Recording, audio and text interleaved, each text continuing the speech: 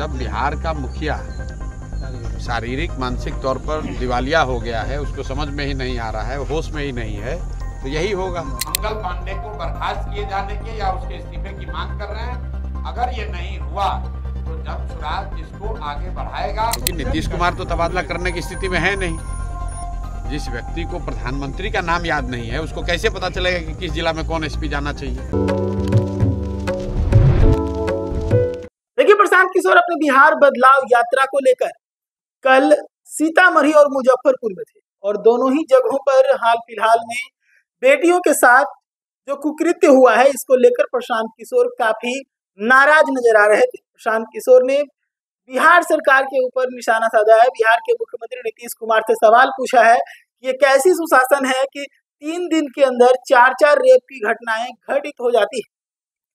आपको पता है, कुछ समय पहले मुजफ्फरपुर की रेप की घटना को लेकर कितना बवाल मचा था। तो वहीं पर कल प्रशांत किशोर सीतामढ़ी जब पहुंचे तो वहां पर सीतामढ़ी में भी एक ऐसे परिवार से मिले जिसकी बच्ची के साथ कुकृत्य किया गया था। इसके बाद प्रशांत किशोर ने उस परिवार को आश्वासन दिया है कि जो संभव मदद होगा हम आपको मदद करेंगे।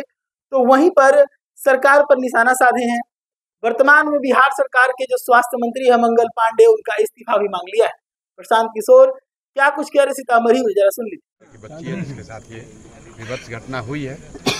एक बात तो ये कि बिहार में ये रोज की बात हो गई है। अभी कुर्नी में मुजफ्फरपुर की घटना हम लोग सुने हैं, अभी ये दूसरी घटना सुन रहे हैं। रोज ही कोई ना कोई घटना हो रही है, वो अलग बात है। लेकिन दो बातें जो समझ में आई, जो मीडिया के माध्यम से हम लोग रखना चाहते हैं। एक तो यहाँ जो 20-25 परिवार यहाँ रह रहे हैं मुस्लिम समुदाय के, उनको ये डर लग रहा है, चाहे उनके मन का सोच हो या किसी ने डराया हो, कि हम केस फॉलो करेंगे तो हम पर कोई हमारा घर जला सकता है, कोई हमको मार सकता है। तो पुलिस प्रशासन से हम लोग आग्रह करेंगे आपके माध्यम से भी कि भाई कम से कम उन परिवारों को सुरक्षित महसूस हो। सुरक्षित तो अभी हैं, लेकिन अगर सुरक्षित महसूस नहीं कर रहे हैं तो पुलिस प्रशासन को आश्वासन देना चाहिए। दूसरी बात जो बताया कि उस परिवार को कुछ कॉम्पनसेशन, कुछ राहत राशि मिलनी चाहिए। अब आप देख रहे हैं कि परिवार की हालत ये है कि इतने गरीब और लोग पढ़े लिखे नहीं हैं, उनको ये भी नहीं पता है कि कॉम्पनसेशन क्या होता है, किसको मिलना चाहिए। ये तो हालात है। तो कल हम लोग कोशिश करेंगे अपनी तरफ से कि जिला प्रशासन से बात करें कि इस घटना में इनको क्या राहत मिल सकती है। कानूनन जो राहत मिल सकती होगी पैसे रुपए से, वो राहत दिलाने का प्रयास करेंगे। लेकिन ये स्थिति बिहार की दिखाती है। देखिए 20-25 परिवार है और मैंने आपके सामने पूछा कि पुरुष कहाँ है, तो 20 परिवार में से कोई पुरुष नहीं है। सारे बच्ची का जो पिता है वो भी कहीं बाहर बॉम्बे में मजदूरी करने गया है। ये जो हम लोग बात कर रहे हैं, बिहार में हर घर से गांव का गांव खाली हो गया है। महिलाएं रह गई हैं, बच्चियां रह गई हैं, बूढ़े लोग रह गए हैं। और इस तरह की जब घटना होती है तो परिवार इतना असहाय फील करता है कि वो चाह के भी कुछ नहीं कर सकते। न उनको जानकारी है, न उनको कोई मदद करने वाला है। विभत्स स्थिति है, हम कुछ ज़्यादा कह नहीं सकते इसमें। लेकिन अपने से जो हो सकेगा इतना ही हो सकता है कि प्रशासन को कल एक बार बात करने की कोशिश की जाएगी कि भाई यहाँ पर कुछ सुरक्षा की व्यवस्था कर दीजिए ताकि ये परिवार वाले डरे नहीं।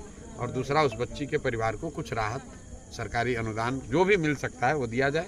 नहीं होगा तो हम लोग अपने स्तर से जो हो सकते हैं वो करेंगे। सर, जिस तरीके से ये घटना घटी है, इंसानियत शर्मसार हुई है और बताया जा रहा है कि परिवार वालों को धमकी दी जा रही है। इंसानियत शर्मसार ये पहली बार नहीं हुई है। तो बिहार में दिन में 3 बार इंसानियत शर्मसार हो रही है, 4 बार इंसानियत शर्मसार हो रही है। जब बिहार का मुखिया शारीरिक मानसिक तौर पर दिवालिया हो गया है, उसको समझ में ही नहीं आ रहा है, होश में ही नहीं है, तो यही होगा। आप कितनी बड़ी बड़ी घटनाएं होती हैं, कहीं पर भी देखिए न नीतीश कुमार का कोई बयान है, न कोई कोई कार्रवाई है। अभी मैं पीछे आपने मेरे से पूछा कि कई एसपीओ का तबादला हुआ है, तो मेरा सवाल यही है कि भाई तबादला होना कोई न्यूज़ नहीं है। न्यूज़ ये होना चाहिए कि तबादला किसने किया है, क्योंकि नीतीश कुमार तो तबादला करने की स्थिति में है नहीं। जिस व्यक्ति को प्रधानमंत्री का नाम याद नहीं है, उसको कैसे पता चलेगा कि किस जिला में कौन एसपी जाना चाहिए। तो कौन तबादला कर रहा है, कौन कार्रवाई कर रहा है या नहीं कर रहा है, ये तो उनके अगल बगल जो 4-5 रिटायर्ड ब्यूरोक्रेट हैं। बिहार तो बिल्कुल मुखिया विहीन हो गया है, इसको देखने वाला कोई नहीं है। 4-5 ब्यूरोक्रेट हैं और 3-4 गो उगाही मंत्री सब है। देख रहा है कि 4-5 महीने में सरकार जा रही है, जितना लूट सकते हैं उतना लूट लें। बिहार को लूटा जा रहा है और ये बात रोज हम लोग कैमरे पर कह रहे हैं। किसी ने बताया कि हम आप कहिएगा तो मानहानि का केस हो जाएगा। हम आपको कैमरे पर रोज कहते हैं, फिर दोहरा देते हैं। नीतीश कुमार मानसिक तौर पर स्वस्थ नहीं है, वो मुख्यमंत्री के पद पर रहने की स्थिति में नहीं है। अगर इससे बड़ा कोई मानहानि हो नहीं सकता है, उनको लगता है कि हम गलत बोल रहे हैं तो हमको कोर्ट में जाकर केस कर दें कि नीतीश कुमार को ये मानसिक रूप से बीमार बता रहा है प्रशांत किशोर, और हम मानसिक रूप से स्वस्थ हैं। क्यों नहीं कर रहे हैं मानहानि का केस, क्यों नहीं कर रहे हैं?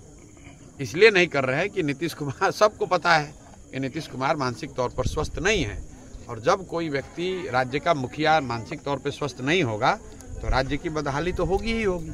तो आपको लगता है सर उनको चुनाव से पहले इस्तीफा दे देनी चाहिए? भाई, उनको कई महीना पहले इस्तीफा दे देना चाहिए था। इस्तीफा तो उनको उसी दिन दे देना चाहिए था जब बिहार की जनता ने 42 विधायक जिताया था। लेकिन राजनीति को अगर अलग भी हटा दें, जब आप शारीरिक मानसिक तौर पर स्वस्थ नहीं हैं, अपनी चिंता नहीं कर सकते हैं, अपना नाम याद नहीं है, अपने मंत्रिपरिषद के साथियों का नाम नहीं याद है, कुछ काम नहीं कर पा रहे हैं, तो उस पद पे बैठने का क्या फायदा है? पद को छोड़िए, जाकर इलाज कराइए, सरकार के खर्चे पे ही कराइए, लेकिन इलाज कराइए। भाई, बिहार के सामान्य परिवार का कोई बच्चा अगर सिपाही भी बनना चाहता है, उसको दौड़ में हिस्सा लेना पड़ता है, उसका मेडिकल होता है, उसकी फिजिकल फिटनेस की जांच होती है। ऐसा कैसे है कि 13 करोड़ लोगों का मुखिया और वो आदमी मानसिक शारीरिक तौर पर अस्वस्थ है और उसको हमने मुखिया मान कर रखा है, बना कर रखा है? इसके लिए नीतीश कुमार दोषी हैं और उससे भी ज्यादा भाजपा वाले दोषी हैं। ये भाजपा वालों ने उनको बैठा रखा है।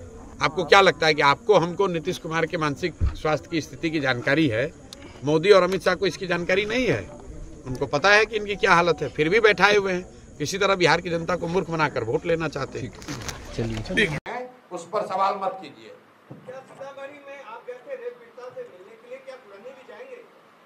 सीतामढ़ी में कल रात में गया था। नागपुर में जो घटना हुई है, विभत्स घटना हुई है, एक 11 साल की बच्ची के साथ 4 या 5 लोगों ने गलत काम किया, उसको बुरी तरीके से, विभत्स तरीके से उसकी हत्या कर दी गई है। उनसे मिलने गए थे। जहां तक बात कुर्नी की है, जिस दिन घटना हुई है उसी दिन पीएमसीएच में सबसे पहले जनसुराज के लोग ही पहुंचे थे। उस बच्ची के घर उसी दिन यहाँ राज्य के जिले के सारे साथी गए, राज्य के लोग गए, जनसुराज के अध्यक्ष गए, हम लोग राज्यपाल से मिले, और आगे हम लोग कल परसों में ये निर्णय भी कर रहे हैं, आपस में बैठ रहे हैं। ये जो रोजाना की घटना हो रही है, कुर्नी की घटना जो है, वो सिर्फ रेप का मामला नहीं है, वो स्वास्थ्य विभाग की लापरवाही का मामला है। तो हम लोग ये तय करने जा रहे हैं कि इसके लिए जो मंगल पांडे, जो यहाँ के स्वास्थ्य मंत्री हैं, सबसे पहले मंगल पांडे के खिलाफ आवाज प्रशांत किशोर ने उठाई है। हमने ये कहा है कि ये वही आदमी है, जब स्वास्थ्य मंत्री थे तब कोविड हुआ था, और हमने देखा था कि कोविड के दौरान बिहार के लोगों की, यहाँ की स्वास्थ्य व्यवस्था की कमियों की वजह से क्या दुर्गति हुई थी। फिर यही आदमी बना हुआ है मुख्यमंत्री। जो कुर्नी की जो बच्ची थी, वो 4 दिन तक यहाँ पर एनएमसीएच में रही।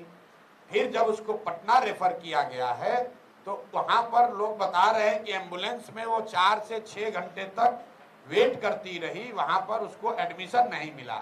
तो मुझे लगता है कि जो दोषी हैं रेप के, उनको तो वो लोग गिरफ्तार हुए हैं, कानून के हिसाब से उन पर कार्रवाई होनी चाहिए, लेकिन सबसे बड़ी कार्रवाई उन लोगों पर भी होनी चाहिए जिनकी वजह से उस बच्ची को चिकित्सीय सुविधाएं नहीं मिली, उसको जो सुविधा मिलनी चाहिए तो वो नहीं मिली, जिसकी वजह से उसकी जान गई। तो निश्चित तौर पर जनसुराज ने दल के तौर पर भी और हम लोग व्यक्तिगत तौर पर भी मंगल पांडे को बर्खास्त किए जाने के या उसके इस्तीफे की मांग कर रहे हैं। अगर ये नहीं हुआ तो जनसुराज इसको आगे बढ़ाएगा, आंदोलन के तौर पर बढ़ाएगा। और आपको मालूम है, अगर हम इस विषय को हाथ में लेंगे तो हम सिर्फ कैमरा के लिए काम नहीं करते हैं, हम लोग उस परिवार से बात कर रहे हैं। अगर वो लोग लड़ाई लड़ना चाहते हैं, अगर वो लोग ये मानते हैं कि बिहार के स्वास्थ्य विभाग के पीएमसीएच के लोगों की गलती की वजह से उस बच्ची की मृत्यु हुई है, तो हम लोग जनसुराज परिवार पूरी ताकत के साथ उनके साथ खड़ा होगा और मंगल पांडे को काम करना मुश्किल कर देंगे, उनका घेराव करेंगे, उनसे सवाल जवाब करेंगे। उनको ये बताना पड़ेगा कि क्यों ये गलती हुई, और अगर गलती हुई तो इसकी जिम्मेवारी तय की जानी चाहिए, वो अभी तक क्यों नहीं हुई है। तो सुना आपने प्रशांत किशोर के ये दो बयान हैं, सीतामढ़ी और मुजफ्फरपुर, दोनों जगह पे प्रशांत किशोर सरकार को घेरते नजर आ रहे हैं और दोनों ही जगहों पर प्रशांत किशोर रेप पीड़िता के परिवार से मिलने के लिए गए थे और उसके बाद जो नाराजगी थी वो आपने साफ तौर पे देखा। सीधा सवाल लॉ एंड ऑर्डर को लेकर उन्होंने पूछा है कि एक ऐसा लॉ एंड ऑर्डर है कि 3 दिन के अंदर 4-4 रेप की घटनाओं को अंजाम दिया जा रहा है। ऐसे तमाम अपडेट्स के लिए देखते रहिए द एजी न्यूज। धन्यवाद।